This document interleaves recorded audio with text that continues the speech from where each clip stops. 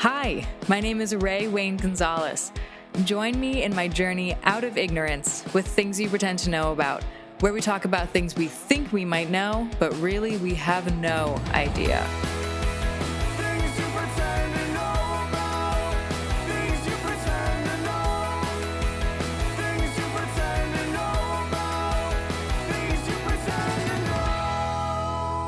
Hi, and welcome back to Things You Pretend to Know About.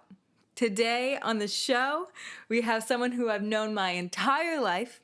Her name is Julia Jerome, and she's on with her boyfriend to talk to me about medical marijuana, CBD products, and THC-infused food, which I'll get into in a second. It's very cool. So we're talking about CBD products because Julia works at a company called The Healing Rose. And so they make topical CBD products that is just supposed to be super healing for your body. I'm really was excited talking to her about it because she not only does she make you excited talking about it because she knows so much on the subject. Obviously, she's an expert, and that's the whole point of this podcast. But regardless, she just gets so excited talking about it, which amped me up even more. And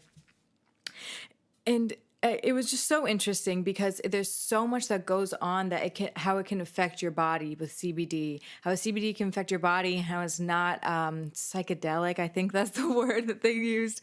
You know what I'm saying. But yeah, and then we talked about her boyfriend's company, Euphoric Foods, where he literally infuses gourmet meals with THC, so you get high from your meals. So it's crazy. So one part of the couple is using all the healing parts of marijuana, and that doesn't give you a high, and then the other part of the couple is using the part that does get you high and using it in really cool ways. So yeah, it was really interesting. I really want to get more into CBD products and like fucking Kush. No, just kidding. Kind of. No. All right. Relax, Ray. All right. Anyway. Yeah. So I think you're really going to enjoy this, especially if you're into CBD products or you're trying to get more into CBD products. So it's super informational. It's super cool. I think you'll get just as excited as I was. So yeah, okay. I hope you like it. Thank you. Welcome back. I'm so excited. Love you. Bye.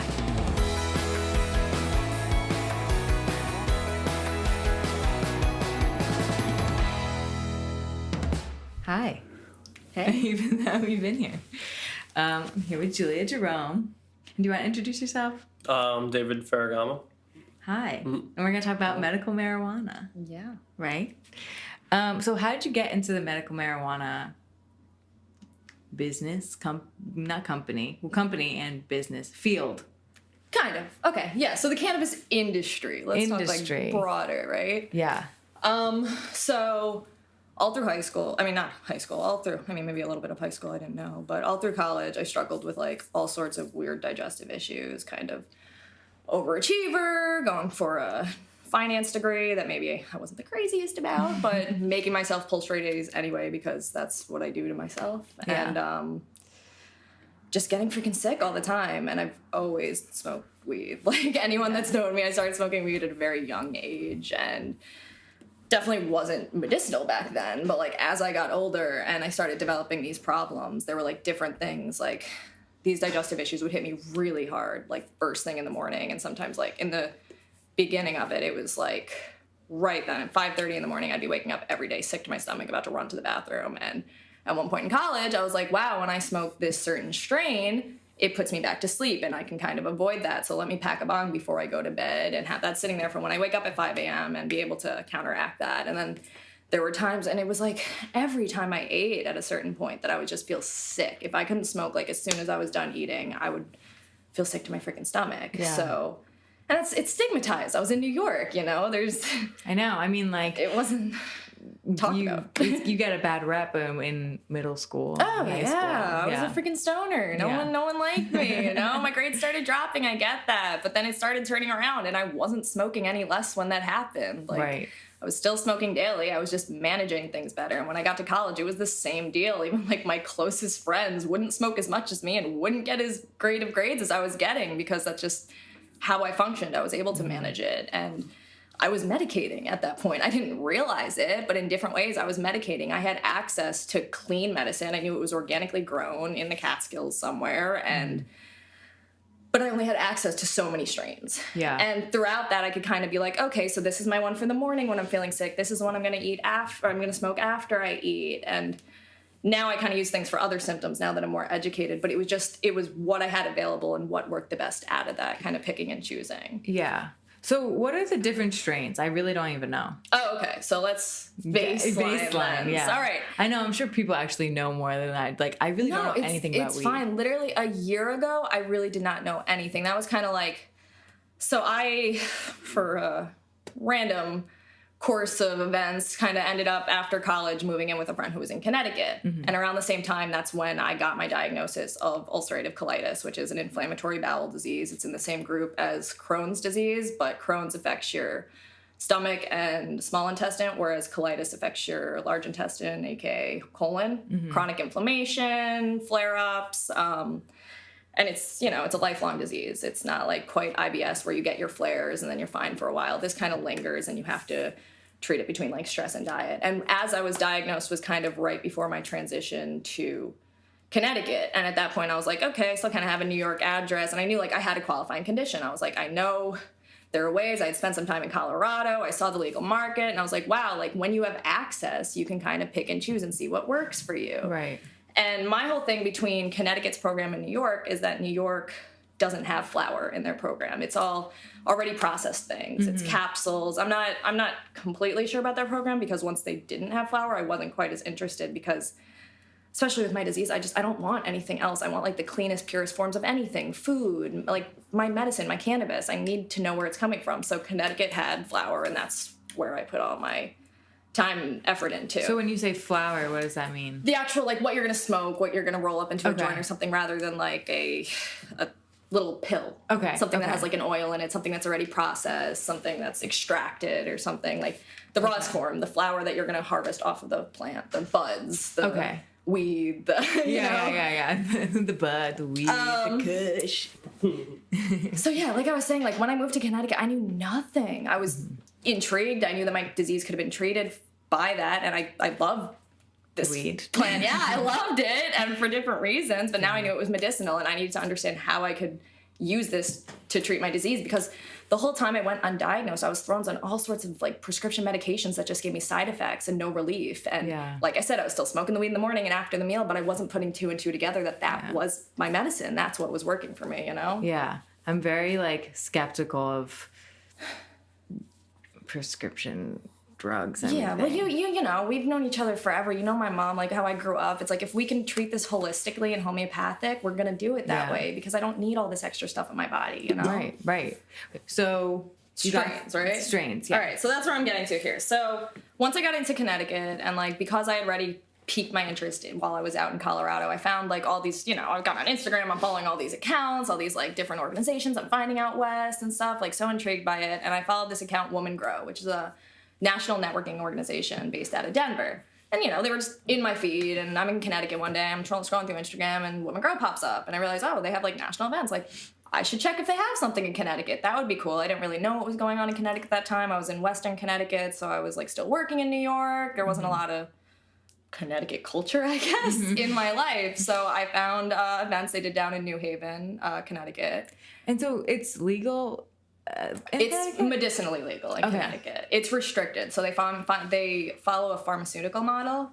Okay. So it's very weird because can't you not get flour in Connecticut also? No, you can get flour in Connecticut. That's why I went for Connecticut over New York. But it's like the people there. You have to be a pharmacist or a pharmacy tech. So a lot of the people running these dispensaries aren't educated. Right. So by the time I'd gotten into their program, I was going in and like telling them I needed this. And they're like, oh, but maybe you don't need that. I'm like, no, I know about terpenes. I understand this. This is what I'm looking for to treat my disease. And they're like, that's not the best way to go about it. I'm like, no, I'm doing my research here. So it was incredibly frustrating. Anyway, so through Women Grow, they run all of these events, all these educational events, all these networking events. And I threw myself into it. I started going to these events every week, and started learning and took like a basic like medical marijuana class. So like that's where I started learning about the difference between THC and CBD and learning about different strains. So that's where we're getting to here. We're talking about like strains. Your most basic are your sativas and your indicas. Your sativas are your high energy, get shit done, kind of get up and go stuff. And your indica is what they call indica-couch. But like, because then we have your hybrids, and then it's like a little bit of each, and it's a little different. So me, I'm a big like hiker. I'm outdoors. I'm trying to like go all the time. So when I was out in Colorado, I'm buying sativas all the time, and I'm smoking them at home, and I'm like, I'm getting so fucking anxious right now. Like, what's going on right now? So once I started like taking these programs and learning all these different things, I'm like, no, for my disease, for my inflammation, indicas treat pain. Like they really work on pains. And if you can find yourself a hybrid that's not going to put you to sleep, you know, you can get that pain relief and still keep going throughout your day. Would you recommend that for, because I know a lot of people that I know that like don't smoke weed. I mean, I don't, but just because like I don't really even know who to call. Yeah, I mean that's it's hard in a like you know in a market like that's what I'm saying. Even when I was in college, I had access to clean medicine, but I was limited to what I could choose from. Like, and I know a lot of people don't smoke weed because they get anxious or paranoia.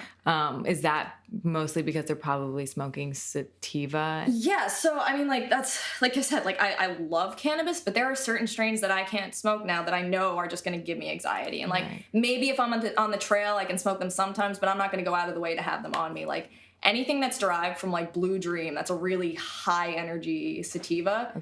Gets me a little anxious. Like I have something that's like Bay Dream, and it's like it's from those genetics originally, and I'm like I can't sit down and smoke it and chill out and watch a TV show because I'll be sitting here like uncomfortable. But if I'm hiking, that's fine and stuff. So yeah, if you're getting really bad anxiety from smoking weed, I would smoke something indica heavy. I would smoke it maybe at night, maybe like chill out the first time you're doing it. And then like, I mean, if you're in a recreational market where you have access to different things, you know, that's why I go to hybrids, like, you know, so you can kind of get the best of both worlds, and you start to learn about which genetics work for you. Like, because like whenever I've smoked, which has been a handful of times, just because like it doesn't like I'm like tired already all the time. But like, well, you don't really like drink much. Not maybe really. A little more now. But I mean, if I were to do more of any substance, I probably would want to smoke weed more because like alcohol gives me headaches, you know. But I feel like I've never even questioned what kind of people have just like passed me a joint, and I'm like, okay. And beyond just sativa and indica was like, let's talk mold and pesticides. You don't know where this stuff is coming from. The black market's freaking scary. Like, do you think like a lot of college campuses have like dirty stuff? I mean, if you're like, who knows where it's coming from? Could be some kid growing into his frat room closet. You know, he doesn't have ventilation in there. Like, he's not doing things right. Right. It's scary. That's why, like, I such an advocate for like patient rights and like clean medicine, like making sure you're getting stuff that's organically grown. Like in Massachusetts, we have access to labs where you can test it. You can do different mold and pesticides results. You can see that it's scary because they're like pesticides that aren't tested for, but like let's hope that people are ethically and morally good and aren't doing sketchy shit behind the doors. But like when you can get your stuff lab tested, or like when you're getting something from a medical dispensary, it's going to come with lab results. It's going to come with, and I was lucky enough when I was in Connecticut's program that it comes with terpene results. Like, and so what's that mean? I know, right? Digging even deeper now. So we covered our indicas and sativas. Let's go to the next step. A year ago, I knew none of this. So I went to like my first cannabis convention, New England Cannabis Convention, NECAN, Maine. In Portland, Maine, about a year ago. It's like so funny to me. I get all giddy now because I just worked it with the company I'm currently working with. Like we had a huge booth at that event. I was like, this was my first taste of anything a year ago. This is so cool. Like when I came in, like I was just told the cannabis industry is like dog years. Like stuff moves fast. I've been in it for like 7 months, and I'm so enthralled in it. That's awesome. Anyway, so yeah, I heard the word terpene for the first time at like a talk I sat in, and I'm like, what's a terpene? Like I remember seeing that on my bottle I was getting from my dispensaries. I'm looking at THC levels. This is when I'm still buying sativas because I don't know indicas are better for me, and I'm sitting there with anxiety on my couch. Right. I'm like, what's a terpene? So terpenes are your smell profiles of cannabis. Okay. So like there's like they're natural terpenes that are in everything. So like let's talk about a pretty basic one. So limonene sounds like it's from lemons. That's where, that's where that smell comes from. And a lot of like sativa strains, high sativa strains are high in limonene. Okay. So if you smell cannabis and it's really citrusy, there's a good chance that's a high sativa. So like in a black market situation where you're just getting your hands on whatever and not knowing what it is, like you can learn a lot from smells if you know what you're looking for, you know? Right. So like the terpene that I look for, it's like found in like black pepper and clove. It's beta caryophyllene, I believe it's pronounced. It's a hard one, of course. The one I love is like the hardest to pronounce. But so when I learned that at this talk, I'm like, oh, this terpene, it opens your, oh man. All right, let's dig a little deeper. Endocannabinoid system? Heard of that? Not at all. Absolutely not. Because they're not teaching it in med schools, and it's in your body. It's there. It's like a lock and key kind of, or a key and lock kind of situation. It's there waiting to be opened. Okay. So we have CB1 and CB2 receptors. Okay. I'm sorry, this is like your face right now. It's just No, like you're digging deeper I and love deeper. it. I love it. Once I get my like whole blurb out, like feel free to like. I want to know all backtrack. about it. Give it all to me. So CB1 and CB2 receptors, right? So CB1 receptors. So it's a system. It's found throughout your body. Like in the next 15 years, medical schools will be teaching your endocannabinoid system. Like it was just recognized in the 90s. It's new information out there, but this is why cannabis is medicinal, and this is why it works for so many conditions. Okay. So CB1 receptors found a lot in your head and like area. Like if you ever like get a chance, like look up a map on like your endocannabinoid system. It's a visual thing.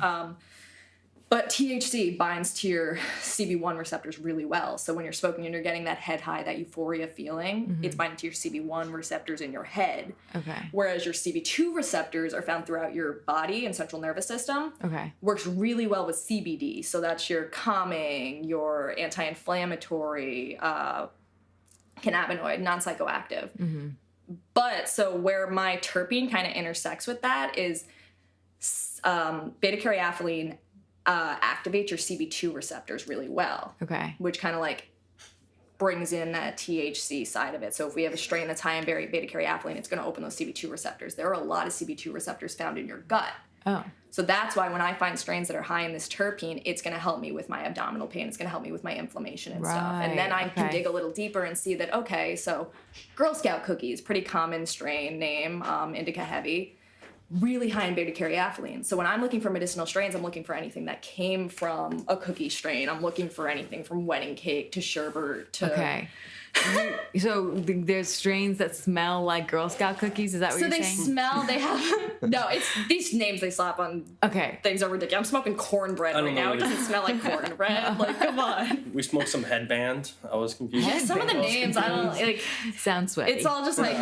Even like the original genetics, like Girl Scout cookies had just like such a weird name. No, it doesn't smell like cookies. That smells like black pepper if it's high in that beta-caryophyllene. So no, the names mean nothing. Okay, gotcha. Just wanted to clarify. No, if only, right? It's like Thin Mints. Yum. I would smoke that. I just want to know who gets to make all these names, because I would love to be part of that team. Like I would the love, original people who like derive these genetics. Like there's still people when. making strains and stuff like that. There's still people hybriding. Crossbreeding and stuff. Yeah, it's all that's over my head. Yeah. Let's get back in. All right, Focus. Sorry. I have so many tangents. No, I get it. There's a lot. I'm so passionate about it. I love it. No, it's great. I'm learning so much already. It's been like 15 minutes. So Girl Scout cookies, what was that? Right. So that was just kind of like me digging into like a specific terpene that works for me medicinally. So that beta-caryophyllene is found in Girl Scout cookies. Okay. But like for some reason, like because that's where it's not like a one size fits all for everyone either. Like so Girl Scout cookies itself doesn't seem to work well for my disease. But anything that's a Girl Scout cookie hybrid, cross genetics, what we were just kind of touching on, like that they've taken this original strain and crossed it with something else, that's what works really freaking well for me. So anytime I can get a strain that basically anything that sounds like a dessert is usually derived from Girl Scout cookies, which then leads back to maybe being higher in beta-caryophyllene, which helps with my inflammation. The body. And what's the one that helps with the head? That's the C. So your CB1 receptors. CB1. I'm talking about a a terpene that activates your CB2 receptors, Okay, got which also CBD generally touches on the CB2 receptors a little bit more. So thanks THC, CB1, CBD. Okay. So do you want to talk about CBD for a second? I would love to talk about All CBD. about That's what it. I do for a living right now. Okay, so CBD, I've heard a lot about. Yeah, everyone has. Yeah, it's like hip as hell I right got now. some oil. I mean, it didn't taste minty. I didn't use it like normally. I kept forgetting where it was, so I stopped using it. There's so much We out got there. some CBD on us right now. The tincture that I make. Yeah. A little bit. Yeah, no, I'm definitely interested in it, and I know my dad has been having troubles with his knees, and my sister and her fiance who live in Colorado, he's a massage therapist, and he uses CBD. But I love that you're products. talking about CBD topically, because generally when people don't know much about CBD, they're talking about like oral consumption. So like I work for a CBD topical company, body care on the skin. We're not, ingesting anything. Right. When people come over, they're like, what's good for anxiety? Because they hear like you take a tincture, you take whatever gummies or whatever. But when you're taking CBD orally, it's going to help with your anxiety. It's going to bring you down. Like when I was driving into Brooklyn last night, I whipped out my tincture because people are beeping at me and I'm like not used to the New York life anymore. And I have Massachusetts plates now and everyone hates me. So I'm like, I need some tincture. He's asleep. I'm like, some tincture now? I'm good. Yeah. Oh my god. But you're talking about like your dad's knee. Yeah. Like knee pain and stuff. So CBD is a topical. Let's go back to your endocannabinoid system, those CB2 receptors found throughout your central nervous system. Yeah. So when you're using a CBD topically, it's going to that targeted point and activating the CB2 receptors right there. So if I take a tincture, it might get to my knee a little bit to relieve that inflammation from hiking last weekend, but it's going to go to work on my gut because that's where my real issues are. It's going to help me with my anxiety a little bit, and it's going to help relieve that inflammation. If I want relief of my bad ankle or my bad knee, I'm going to use a topical. I'm going to use a Salve or something, which is a oil and butter base, because dig a little deeper. CBD, for the most part, the cleanest CBD you're going to get your hands on isn't water soluble. Okay. It needs to bind to an oil. Okay. So lotions aren't the best because they are like water based and stuff. So when you're talking about a Salve, I tell people it's similar consistency to a lotion, but it's an oil and a butter base. Okay. And so like all sorts of CBD I'm so topical excited products. right now. I know, this is so much fun. So I'm working for the Healing Rose, which makes organic CBD infused body care products. We have Salves, which I was just talking about. We have roll-ons, which you said your dad was using a roll-on on his knee. I got to get him on that Healing Rose life. But we'll talk later. Yeah.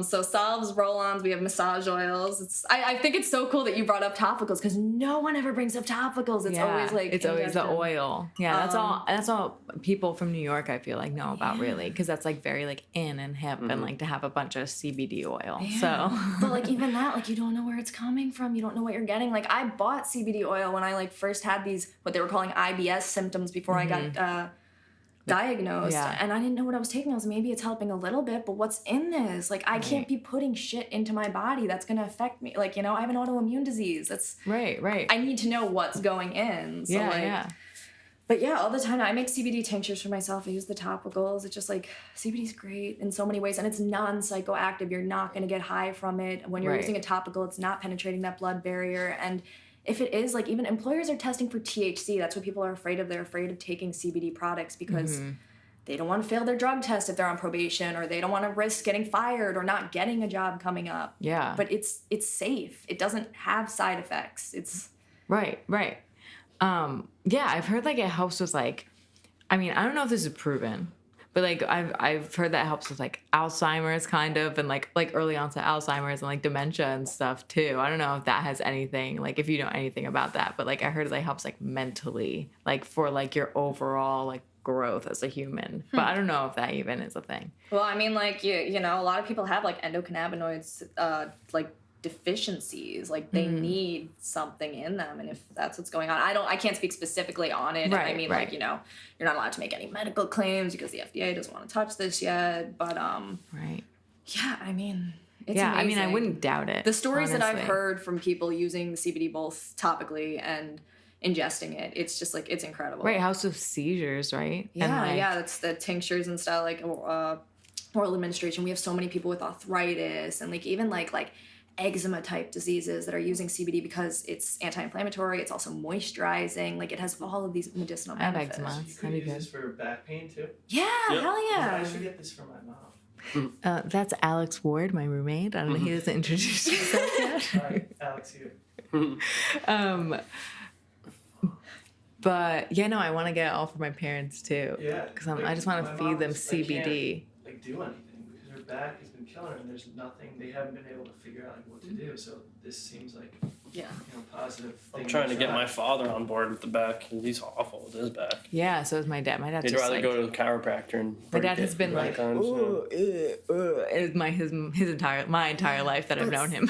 But like the fun of it is like when you get someone to try it out and they see these almost like instantaneous effects, it's hard to stop. fight it, you know? No, I like, think he loves it. We do this at trade shows all the time. We do so many trade show events with the Healing Rose, and we have just like a solve bar. We have all of our products open and available to test and stuff. And when people come up and they're like, I don't know, does it really work? I'm like, Come back try in 10 some minutes. on. Yeah, try some on, walk around, let us know how you feel. And almost every single Right. time It's they like come back and pure buy a shit. product before Yeah. the end of the day. Like when you see effects, like I got this job because I fell in love with this company before I even knew there was a job opportunity for me, because I was working with dogs, I was outside, I was active, and my body hurt. And it got to the point where I'm using these products topically, and if I reach in my bag and it's not there, I'm like panic mode because like, how am I gonna feel good today, you know?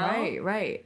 Yeah, no, I think that's great because it's a pure form of medication, which is like you don't know what's in your fucking meds, and it can make you go crazy. Yeah, especially for people with Especially autoimmune for diseases what, and yeah, stuff. for what she has. Like they want to hype her up on a bunch of meds. Yeah, They're like, and they she's make not her taking steroid anything. treatments? She's not taking anything at all. It's Yeah. like the fact to go from an extreme from using to Yeah, even using like I CBD. talked to my doctor. Yeah, I she just said got a that. doctor Proves a up lot. in Mass now, and I talked to her about like what I'd been going through like a month ago and stuff, and she's like, you know, if that happens again, you should probably be hospitalized, right? And I'm like, no, I'm not going to do that to myself. If I have to, I'm going to recognize the situation. I'm not that hard-headed. If I get that bad, and if I had to do another year of college, I would have been hospitalized. I can guarantee you that from the stress. Yeah. But if I get that bad, I'll do something about it. If I can treat this naturally, I'm going to do it. And like, I'm not talking for everyone with my disease. I don't have a severe form of this. I am grateful for that. It sucks dealing with what I have to deal with, but I know people have this so much worse than me. So for some people, I totally understand the prescription medication is what you need. But I think in my position, for as young as I am treating this now, I'm going to try to treat it naturally. And I use cannabis in so many different forms to treat this. Like, Yeah. I mean, like I have been thinking for a while about like, I mean, I used to get chronic migraines, but I actually don't think we're chronic migraines anymore because I got my wisdom teeth out and I stopped getting migraines. Which that's is a cool. thing too, right? It Like, is a thing, yeah. But I was thinking about like, Yeah, because I think it pushes on all of your bone structures right here. yeah. Like, No, I haven't all the way had up I've your had head. headaches, but like no migraines since, which is great. The So roll-ons that you were talking about, like that, we have roll-ons that I use on my like head. It's crazy. I used to get headaches. I'd wake up with them, and if like I drank a cup of coffee, like caffeine couldn't do it. That's it. I was stuck with it till the end of the day. And these Same. roll-ons you put right in your head, and you feel relief. Like again, almost instantaneously. really? Because I know like tea tree oil people use, but it's just like that's like a smell thing. Yeah, and I mean, like, yeah, we use other essential oils and stuff. We kind of use different botanic blends to kind of work synergistically with the CBD to bring out the best effects of it. But Yeah. at the end of the day, it's that CBD in that product that's really doing the work. it. Like, I have a roll-on. I'll show you after. But like, Okay, yeah, yeah. it's like just so many things: migraines, like chronic pain, like. Yeah. No, yeah. Exactly. So yeah, it's just so healing. Like I had on the show I had a cancer survivor. And we talked about being a cancer survivor basically. And she was like, one of her main points was like marijuana should be legal, especially in a medicinal. Did she use it? Because that was come the into only thing that remission? helped her Wow. helped her not be nauseous. You know, I can't totally quote her on the top of my head, but like it helped her a lot with the healing process. So I was gonna say I met a woman in Boston that was coming from Seattle that has a cannabis company in Seattle. They're expanding to Boston. Mm-hmm. She came from she was on her fourth generation of getting breast cancer, like in her family. Oh wow. And she treated it when in her 30s with cannabis and was like shunned from her family. And she was the first person in 4 generations to lose cancer completely. Wow. And every single woman in her family before her had died from breast cancer. Yeah. And she Wow. was the first one in 4 generations. And I was like, you don't think about it because a lot of people talk crap about it and think that people are just like smoking it away. But like she was taking like the Rick Simpson oil, where they dose you at like 1,000 milligrams THC a day. Oh, wow. Like a couple times a day. With like a dose for like a very Can we average talk smoker about? is like 100 milligrams. So the fact to go through Okay. 1,000 is like the cancer dose, but like Yeah. So it what? shows a lot. Can we talk about the dosage of things? So you were talking about before, like the small doses versus the long. Like I Yeah, don't so even like know. there's a whole new thing of like microdosing versus like other things, and like I feel like I would benefit from microdosing really well. And it's like small doses of edibles throughout the day. Edibles seem to work really well with me, and it's kind of like a sustained high, but I don't want to be like fucked up all day. Don't get me wrong. A lot of the time when I have like chronic pain at night, I want to get fucked up.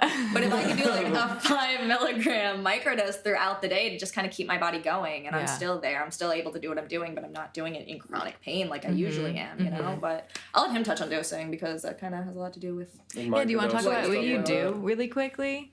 Yeah, well, I guess I'll introduce myself again. Yeah. So I am David Ferragamo. I am a private chef. I've been cooking privately for Harvard students in Boston since I was 18. It's been 5 years now, and the past two to 3 years I've made almost a full transition over to working with cannabis. So I'd always experimented with it, like when Yeah. I was like in high school, my early teens, and stuff like that, and then it just kind of everything just went together. Like Yeah. there wasn't much of a transition. Yeah. And how did you learn how to put THC within the food? So it's a very gentle process depending on what form the cannabis is in. So depending on if it's like a distillate, flower, decarbed, like brown weed. Like, Yeah, I didn't even know about decarbing. I used to make edibles in high school all the time. so there's a lot of processes now. Since I'm so far into it, I get things like straight from the scientists and let them handle everything. But like back in the day when you have to make your own butters and stuff, there's a decarboxylation process, which is basically activating the THCA into THC. You're burning off carbon. There's a lot of processes. Yeah. CBD is not even part of that. Like I never really worked with CBD until But Can we like touch on like Met with decarbing Julia? for a second though? Like so Yeah. THC in its raw form is THCA, it's acidic Yeah. form. So if Okay. you have a nug of weed and you eat that, you're not gonna get high off of that. Okay. the most Oh. primitive way of consuming THC is combusting it, smoking it. Okay. Yeah. Because you're burning off the carbon instantly. That's why smoking has always been the prime source. But you're also losing a lot of terpenes and other medicinal benefits by burning it at such a high temperature. And not only is you're destroying the product, it's an herb. Imagine you had thyme or something like that, and Yeah. you were gonna go work with thyme, and you burned it all off, and like it's gone, it doesn't exist anymore. Right. Right. So like decarboxylation, it's basically the process of heating up the raw flour to a specific temperature for a certain amount of time to release the most THCA. I mean, to Okay. release the most carbon to activate the THC. Obviously, people have like different methods of decarboxylation. Usually, it's like 220 degrees oven temp with like ground up bud for 1 hour. You're literally hotboxing Yep. your oven. Literally hot Your box in the apartment's oven. gonna smell great. so What be I ready usually for do, that. what I usually do is I get like a nice Pyrex glass dish. Since it's not metal usually is a great conductor of heat, and it heats up the flour more than you want. So I get a nice glass Pyrex dish, Yeah. where it's not temperamental like that. Covered, especially if you're in an apartment, so it doesn't stink, and then you just let It's it still gonna sit. smell a little bit. Don't expect It it to only be like a smell-free process. It only stinks if you pull off the cover. But the best part is if you pull off the cover and you get punched in the face by steam, Yeah. you will get high. Like just staring right into the bag. That's so But funny. basically, at that point, you're good to go. The weed's decarboxylated. If you are lucky enough to have a lab, like we are in Massachusetts, we have MCR labs. We have another one, Pro Verde. Yeah, There's couple two- smaller ones are popping up now. Yep. So now that it's on the rise, but basically, it's just a process of decarboxylating and just filling in with a carrier oil. If that's butter-based, oil-based, you could even do honeys and stuff like that. So there's a lot of other ways, but now I just work with extracts really Okay. because there is no middleman. So like before I had to source really good flour, I had to make the oil, then I had to strain the oil. There's a long process with making the oil in itself, and then I have to get that tested, and then I need to wait for the test results and now I have like a cup of bad tasting cannabis oil Yeah. It tastes that like the equals flour and that equals a certain amount Or I can go to a medical dispensary or a scientist who's making them and get a syringe full of like 1,000 milligrams, which is nowhere near. I know, like you don't understand the dosing too much, but like it's nowhere near what that cup of oil would provide. Oh, okay. And not only that cup of oil, you have to work with recipes that are based around oils or understand how to use oils. Or if you're in a chef's point of view, like I could use tapioca maltodextrin to like get rid of the oil aspect and put it into other food. And there's a lot of, but like now you just work with distillate. Can and you? And it's so much easier to like work. the taste is so much better. Like me, I love smoking and I love tasting a nice flower, but I don't want to eat something and have it taste like I'm eating. A lot of people hate it. A lot of when you're working with distillate and stuff and these different concentrates, it may have almost a hempy taste to it, like an earthy taste, but it's not gonna punch you in the face. And as a chef, he can mask. It's such a small amount too that's equivalent to like a large amount of oil that you have to work with. Like, that's like when I go into my dinner, when I go and do a dinner to somebody and I have to feed them a certain amount, I have to like. You want to actually talk about dosing now? Yeah. Dose. Okay, we can talk about dosing. You guys are like scientists. It's just Really? the cannabis I wish. industry is so interesting. I wish I had more of a scientific grasp. It's true. Even I need to take like a cannabis science course because I know like ground level stuff. I'd love to like dig deeper into like. This is like getting me so excited. I know. Like, I so love cool. working in this industry. It is Even so if I had a better empowering. grasp on science, I'd be a much better chef. That's what we were talking about earlier today. All right, basic dosing. Basic dosing. All right, let's see. It's all over the place.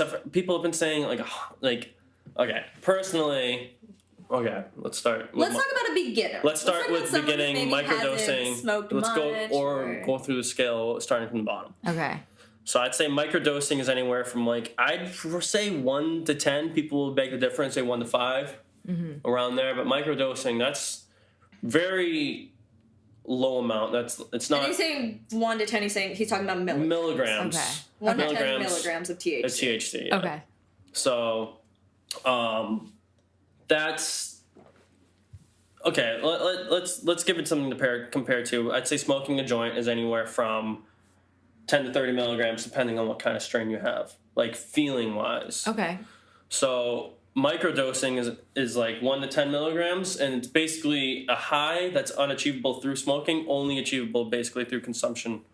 Okay. So, and when you're consuming it that way, it's going to affect you differently. The molecule's breaking down differently. Your body, when you smoke it, you're just absorbing THC basically. When your stomach, is it your liver, I believe, or when your liver breaks down THC, it breaks it down into three more cannabinoids or 3 more components. I'm not exactly sure. But that's why the feeling of getting high during consumption is a little different. It's more of a whole body experience. A lot of people with chronic pain. You're not just getting one that way. Okay. The onset of it's going to be longer, so a lot of people will be like, "I'm going to eat this. Oh, I don't feel this." And 15 minutes later, I'm going to eat some more. Like, no, give yourself an hour, maybe 2, because we're all different too. Our digestive systems are different. Right. Right. Dang. Yeah. So I'd say.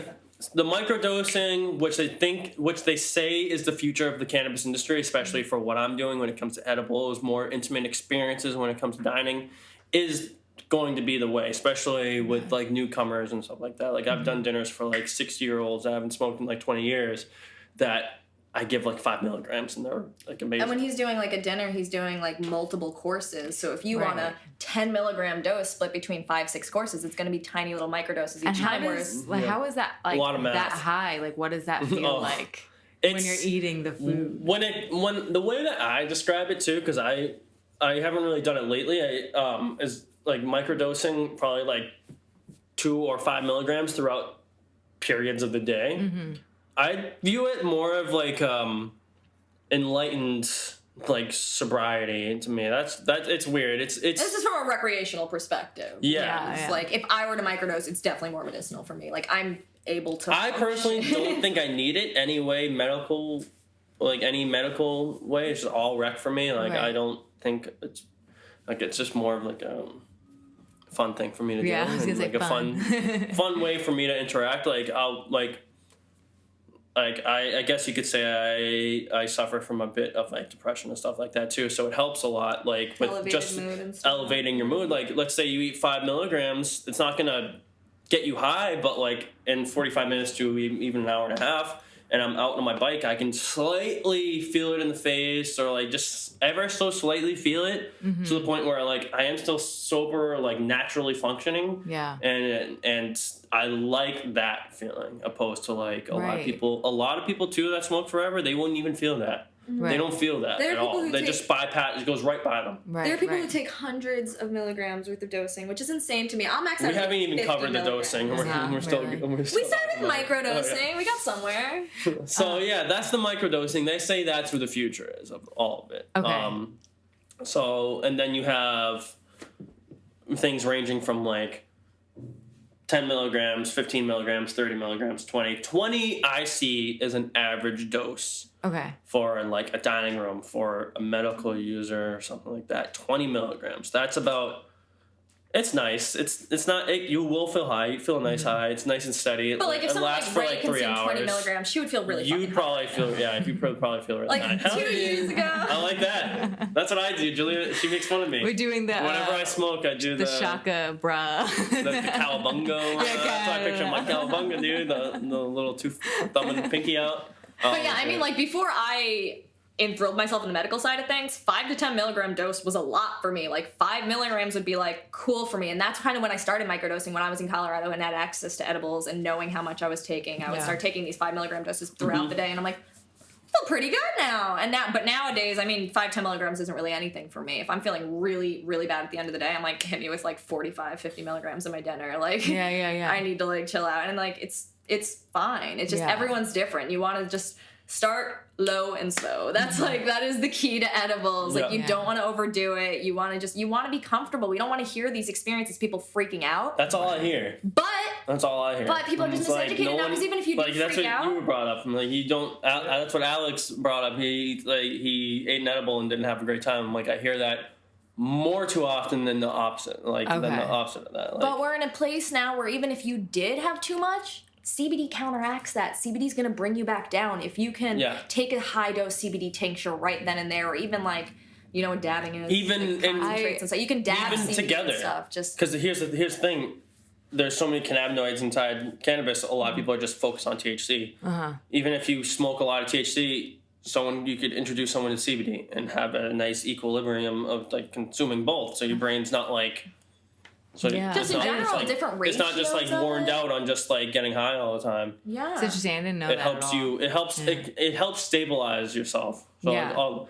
that's why a lot of the dinners that I do, it's full spectrum. So it's CBD, THC, all the cannabinoids included, because you're not getting a surplus of like one. And then you get that entourage effect. You get those different cannabinoids interacting together and interacting with your endocannabinoid system and creating this kind of euphoria that's ideal for you. Full spectrum is like the way to go. Like you want all the cannabinoids. It's a plant. It's medicinal. There are so many good things. Besides, like there are non-psychoactive cannabinoids. We use in our topical products. We use a full spectrum CBD hemp oil. No THC. Below the 0.3 THC percentage. legally. To sell CBD, it needs to be below 0.3 THC. Yeah, so what that's she's talking about. So that's the difference between what we're gonna call hemp and That's cannabis. Same plant. yeah, that's, like, that's commercialized. what the government slapped the name on it. 0.3% THC. Below that is gonna be your hemp.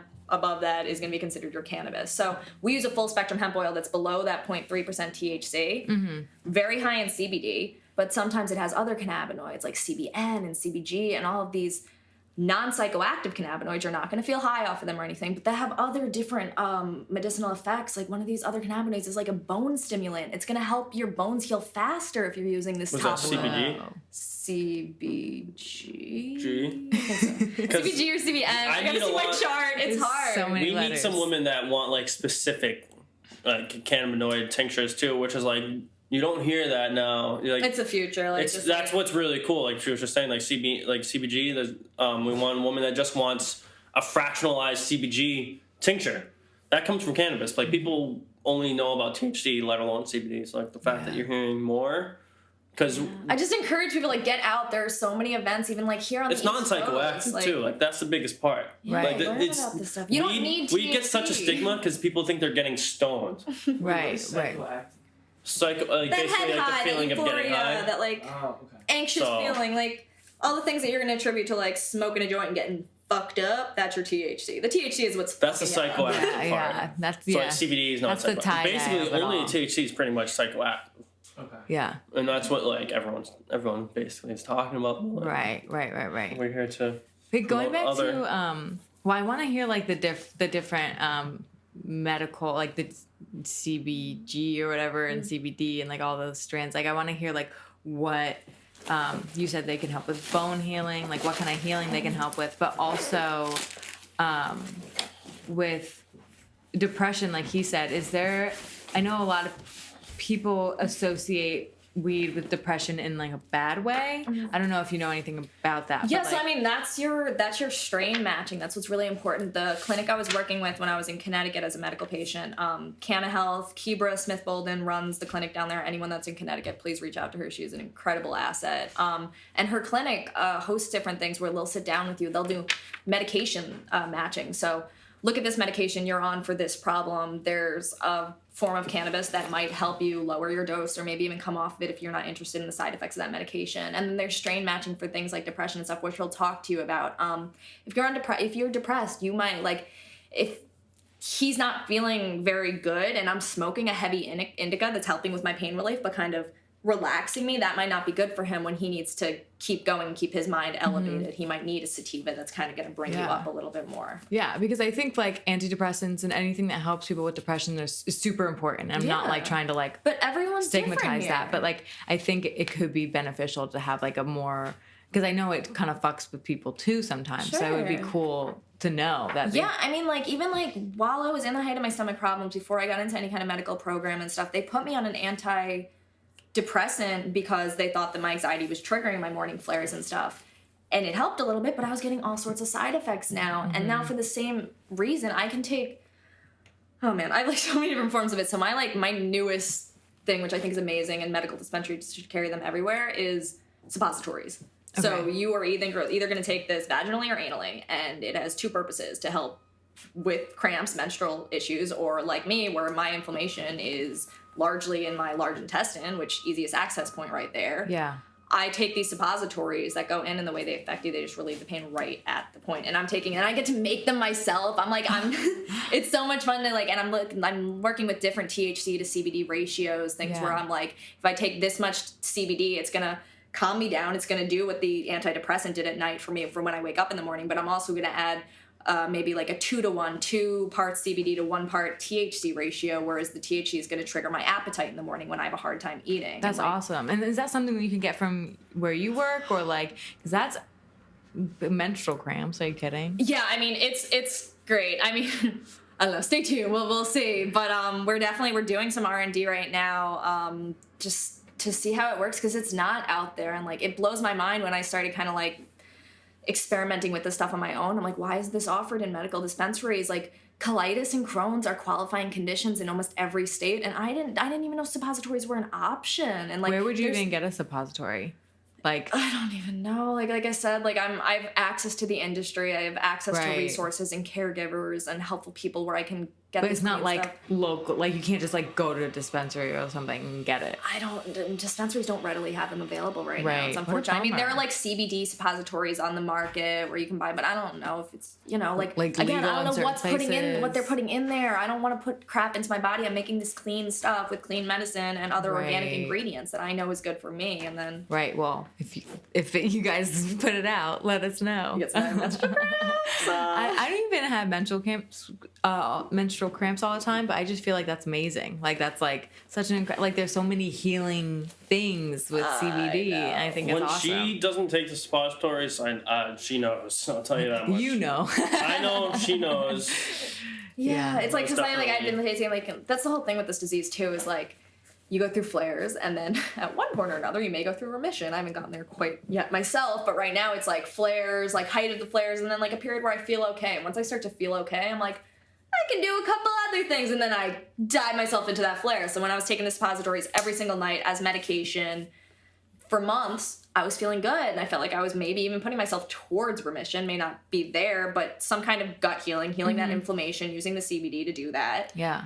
where I could go forward. And then I started to feel okay. So I was like, you know what? Maybe I want to take them every single night. And I just got myself in the most incredible flares. So I recently like just started taking them every single night again. And just, yeah, I mean, I preach it. I need to treat it as medication. I need to take it consistently. I need to take it at certain times, you know? That's... And so I feel like, so people that like stigmatize it, I feel, okay, well, I don't even know why it's not legal. I guess because it can't be taxed or something, I've heard, or like just marijuana. Yeah, just like all of it. Yeah. Stigmatized. And I mean, as soon as these states are going to see, because Jersey's going to legalize, all of New York's business is going to go to Jersey. Canada too. Oh my God, Canada. Right. Connecticut's coming up to Mass. Like, they're going to realize they're missing out on serious income. Like, New York City alone, like, tourist attraction, you could be making so much money. The taxes alone that come off of it, and like, reinvested, do good things. Colorado puts it back into their schools. Like, let's make good of this. Colorado has like the highest pay rate for teachers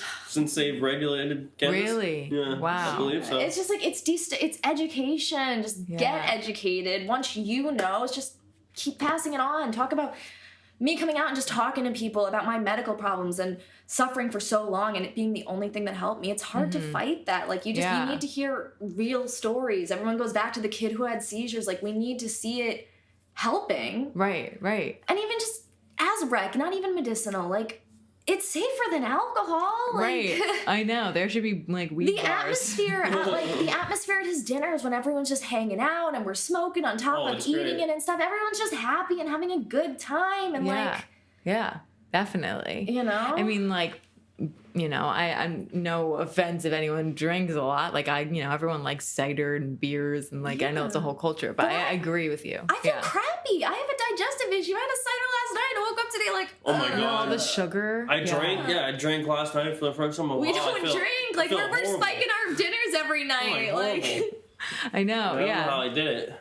No, I know. I mean, I barely drink because I get headaches all the time. So, and you said that they do help with headaches, like medicinal marijuana. So there are definitely strains that you could smoke that are better and like better with headaches and stuff. I use Leafly like a lot. It's a pretty common app and you can research strains on there. So if you know what you're getting, you can go on there and it's, not 100% accurate all the time, but it'll talk about the positive, the negatives, and the medicinal effects of it. Okay. So if you suffer from headaches or something, you could look in there. I look for anti-inflammatory, I look for anti-nausea, pain relief, and those are the strains I'm going for. But and I mean, and then like I said, CBD topically great for migraines, targeted relief right where it's getting to you. Like, yeah. Cannabis in its many forms. And like, and for people that still don't really, I feel like there's still like a lot of maybe like more of the baby boomer generation, but like I feel like there's a lot of people that still don't, I mean, not even, because the baby boomers are all from the 70s, like they get it. The majority of the people who buy our topical products are the baby boomers, are the people in chronic pain with the arthritis and stuff, and they get their, sometimes they call it their cannabis cream, which no cannabis in it, guys. It's hemp. Yeah. But like, it's the only thing that's helped them, and they don't care. They're going around, they love it. This is like, Yeah. But I guess like for people that just like treat it like it's like an actual crazy drug or like whatever, like what would you say to them, like for the people that still think it's a gateway drug? I'm doing air quotes. Try CBD. It's non-psychoactive. Try it topically. Try it on your bad knee, on your bad back, because that's going to pique your interest. It's not going to get you high. It's going to help you with these problems that you may not have found other relief for, you know? And that's gonna make you want to learn more, hopefully, you know. Or I mean, I personally talk about my medical problems. I feel like hear so many stories. It just I don't know, just get out there, educate yourself. There's so much on the internet alone. There's so many events in the Northeast that like you could be going to and listening to credible people. I'm not even credible. Like listening to people who know their shit talk about this. I mean, I'm just passionate. Yeah, I mean, like I feel like everything in moderation too. I feel like. I mean, I think like the stigma against it is when like kids, like teenagers, like just get like fucking stoned every day. Yeah, and don't but let's look at like rates where like they legalize. Kids don't want it when it's legal. Exactly. You know? Like, exactly. They just want what they can't have. That's why kids underage drink. You know. Yeah. Oh yeah. Exactly. So yeah, I don't know. I just feel like I'm just so excited. This was so fun. Wait, can you plug like because we're ending soon. This is almost been an blast. hour. Can you plug like your company, who you work for, things like you think that are important for people to like that want to know more about CBD and THC and like weed in general, about just like to look into? Yeah, I mean, in general, if you're interested in cannabis and like the laws in your state, look up your normal program. Like there are different chapters everywhere, basic education, fighting for the rights in the states that don't have it, and just there are events all over. Just start searching on the internet. I mean, my company specifically I work for, it's The Healing Rose. You can find us on Instagram. I think it's at The Healing Rose _ and we talk about everything on there, and you can always reach out to us and stuff. All organic CBD topicals, great for pain relief, inflammation, dry skin, sensitive skin, bruising, like just. And like you said, we can go online and yeah, order it is this stuff. completely legal. We ship out. And you can ask any questions. Yeah, and we're always there. questions. Call the office. Like we want to help you. That's we're here to break the stigma, and we want to help. And yeah, it's legal in all 50 states. We have our products in 16 different states, 75 different locations, wholesales going out every day, and just That's awesome. We have orders coming in online. We have an online store you can go and order anytime from, and just I'm head of shipping department in addition to production manager, and you wear a lot of hats in a small company. Yeah, definitely. Yeah, we're shipping out to different states, freaking Illinois, I mean West Coast, Oregon, we're getting the Midwest.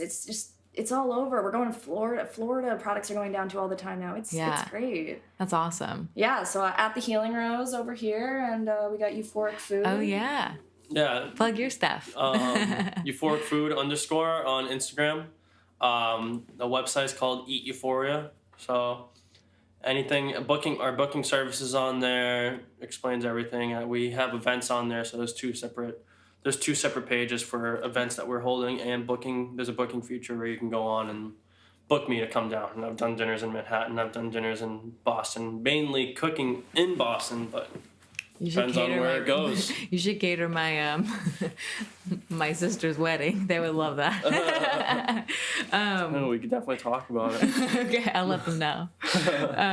Okay, cool. This has been great. Yeah, I'm like thank you so much. so Thank you for having excited. us. I'm so I know you're like excited. glowing like I am about it now. It's so exciting because it's just like I like hate fucking medication and like Me too. the pharmaceutical world, and it just makes me so mad. You're So, educated. my mom. Pass it on now. Yeah, exactly. Well, I am to the world. Oh, right. I have two listeners. Right. I have 2 listeners in Australia. Hey guys. Hey, I didn't. Hey. So, going to Australia, 4 in Asia. So, okay. It's reaching the world, you guys. Cannabis It is is. great. Yeah. Cool. I'm gonna get myself like a pen or something now. Not the best option. Okay. All right. Oh, I say goodbye to my sound guy Will after every episode. So bye, Will. Goodbye, Will. Goodbye, Will. Okay. Thank you. Love you. Goodbye. Things you pretend to know about, things you pretend to know, things you pretend to know about, things you pretend to know.